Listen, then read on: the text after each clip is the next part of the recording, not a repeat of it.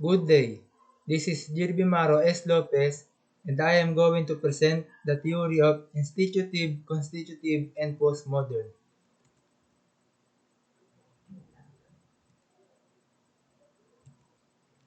Let me start with postmodern theory, which claims, according to the postmodern constitutive criminology theory, when looking for the reasons of crime, one should consider the complexities of people's interaction within their culture, community, and social structure.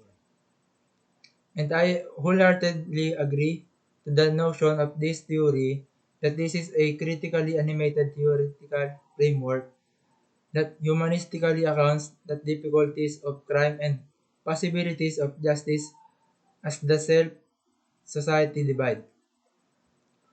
It is also aware to the rise of postmodernist-inspired criminology, which this entry summarizes in 4 points. This, this will be explored in the slides that follow. However, it can describe in the simple terms as a style of thinking about culture, philosophy, art, and the variety of other topics. Postmodernism, on the other hand, claims that there is no such things as truth. It claims that knowledge is created or invented rather than discovered.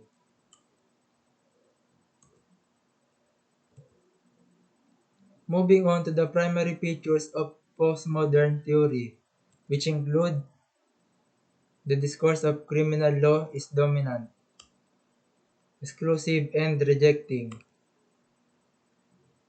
less diverse, culturally not pluralistic, and exaggerating narrowly. The primary relevant analytical instrument for understanding the phenomenon of crime and criminal justice system is the discourse of criminal law.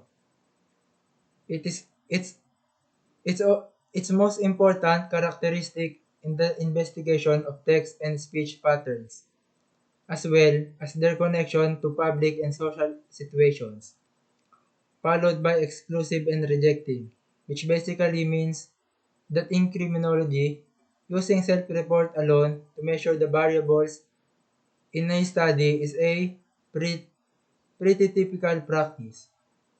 Less diverse, which I may characterize as driving the criminalization process in assisting in determining which behavior will be sanctioned by criminal statutes. Also, there is a culturally not pluralistic, which I believe should be supplying the fundamental benchmarks for behavior that is either reasonable or deviant, lawful or illegal. Last but not the least, there was the exaggeration of strictly defined standards for the exclusion of others, such as informal norms. Who developed the institutive-constitutive theory?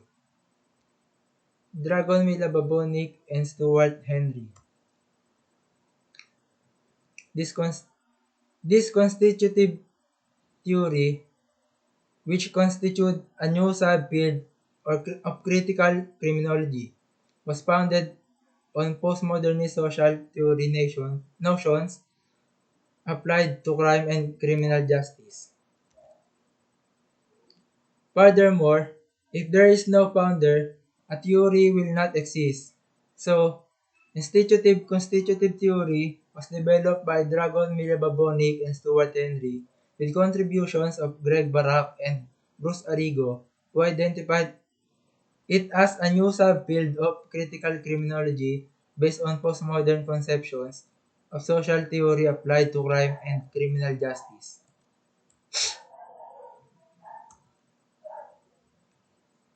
Postmodernism in crime. Postmodernists believe that crime is the social construct that society has evolved, and that crime cannot be stopped by examining the causes of crime, because crime is solely about the individual. Basically, I said that crime is related to postmodernism in the sense that it is a social construction that has changed over time, and that crime cannot be prevented by looking at the causes of crime, because it is only about the individual, and the crime producing and crime prevention mentality, which becomes two source of crime.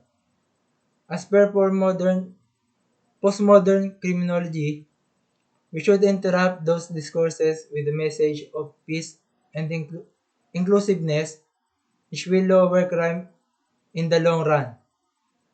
This includes gathering essential facts about the defendant and the alleged offense early in the case to see diversion if if a better option than a trial.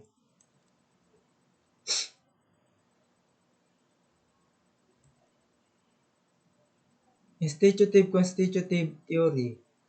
As this theory, crime is caused by the interaction of micro and macro power dynamics.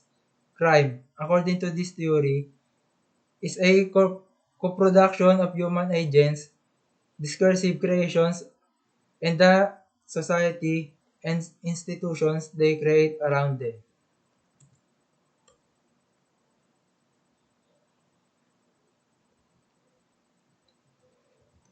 Key issues of postmodern: the central the centrality of language, partial knowledge and provisional truth, and deconstruction, difference, and possibility.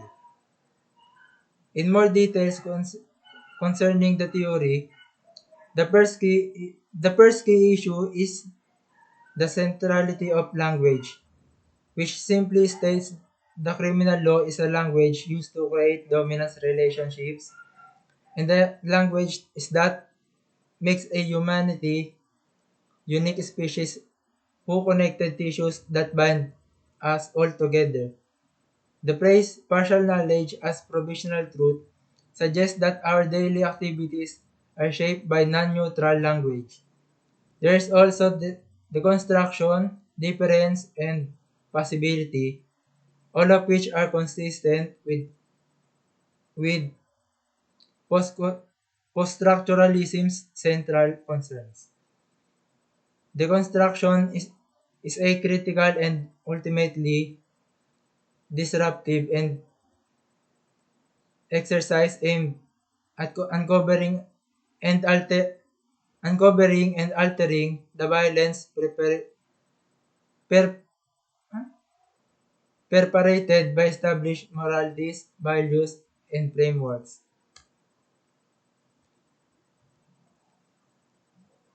Constitutive theory.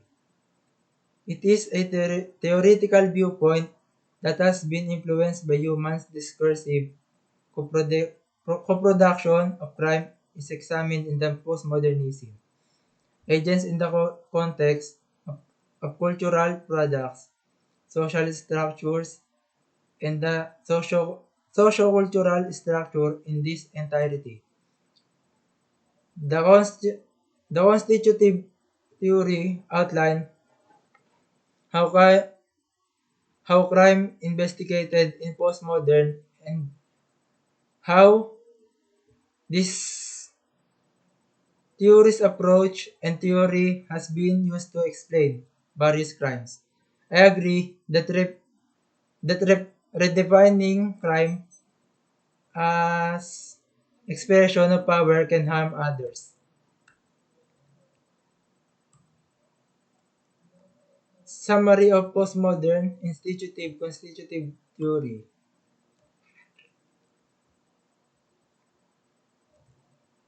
Let me outline Let me outline my main points on those theories before I sum up my presentation.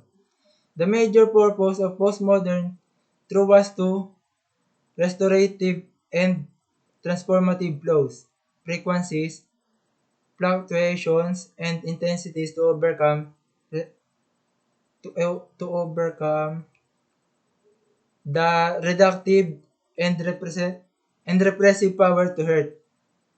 The dimensions of human social prosperity are celebrated by the empowering forces. Constitutive is also a branch of criminology that analyzes the discursive co-production of crime by humans. To summarize this presentation, constitutive theory suggests that we look for the causes of crime, and any explanation of crime causation must account for the chaotic aspect of human life. For references,